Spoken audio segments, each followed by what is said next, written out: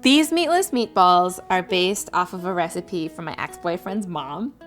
And even though that my relationship to him didn't last, my relationship to these balls did, because they are so good and you would never know that they were meatless. So I'm gonna show you how to make them. Let's get started. So the base of these meatless balls is going to be nuts. We have some almonds here, but you could also use walnuts. And I toast them a little bit just to bring the flavor out. It gives it a really nice, deep flavor.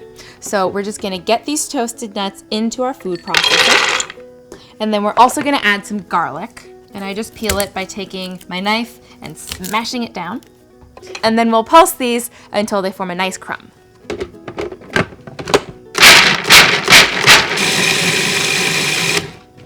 Okay, so once they're nice small crumbs like that, we will add some Parmesan cheese. It's been grated. And then we're gonna add our breadcrumbs. I like using panko breadcrumbs because they're just from the innards of the bread. You don't get any crust in there. And I really love that texture. You can also use matzo meal for these. And then some dried parsley.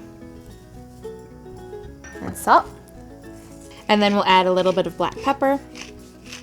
And then we're gonna pulse this together again. And now to bind it, we're gonna add a couple of eggs.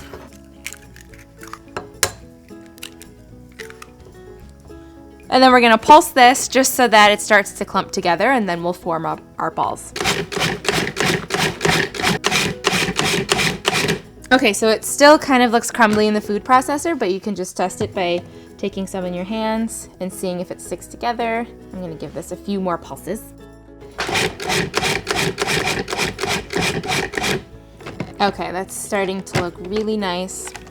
You wanna be careful not to overblend it because then you could end up with almond butter. As you can see, if I just roll some in my hands, then it sticks together, and then those will be our little meatless balls. Okay, so I have a layer of oil heating up in my pan. I love using cast iron for frying because it really holds the temperature well. And I'm just gonna take my little balls. You're gonna go for about 1.5 tablespoon sized balls.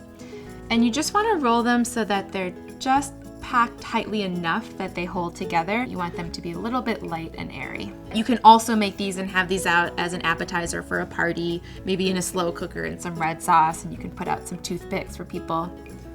All right, so once I have a few of these made, I'll stick them into my hot pan. And you can test that by just putting a little bit of the mixture into the oil, and if it sizzles, then it's ready. Now I don't wanna crowd the pan because otherwise that'll lower the heat of the oil, and then the oil will start soaking into the balls. And these will cook for a few minutes on all sides so that they get golden brown. So once these start getting golden brown on one side, then you can flip them over. As these are browning, you can start your pot of spaghetti. And you can use any red sauce that you want. My balls are looking nice and golden brown, and they have a beautiful crispy shell on them. So that's how I know that they're ready to go into the tomato sauce. All right, and I'm just gonna stir this around to get the balls nice and coated in this tomato sauce. So I have my plate of spaghetti, and I'll just dish these right on top.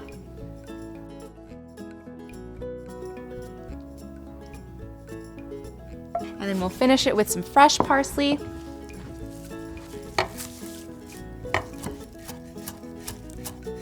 Sprinkle that on there. And of course, some more Parmesan cheese. And here you have it, this beautiful, hearty dish that is completely meatless. No one's ever gonna know. I hope you enjoy this.